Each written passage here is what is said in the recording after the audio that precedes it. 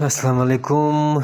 ये हमारे शकील भाई हैं, माशाल्लाह से मुग़ल में होते हैं और हमारे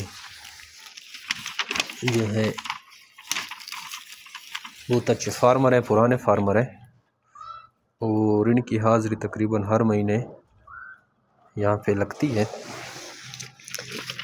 थोड़ा या ज़्यादा लेकिन हाज़िरी लगवाते हैं, कुछ ना कुछ लेके आते हैं। आज 2 तारीख़ है और ये एक ही पेयर लेके आए हैं इस दफ़ा।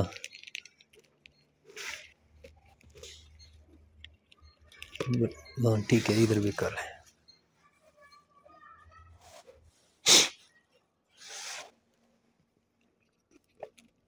ये पैसे गिनो और पेमेंट तो आपको पता है कि हम जो कार्गो भिजवाते हैं उसको पेमेंट ऑनलाइन कर देते हैं, जो इधर आते हैं तो उसको जो है पेमेंट कैश मिल जाती है।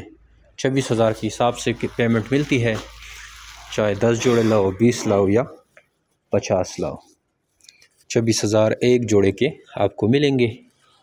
और इस तरह से माशाल्लाह आप जितने ज़्यादा पेयर लाओगे तो उतने ज़्यादा आपको पेमेंट मिलेंगे।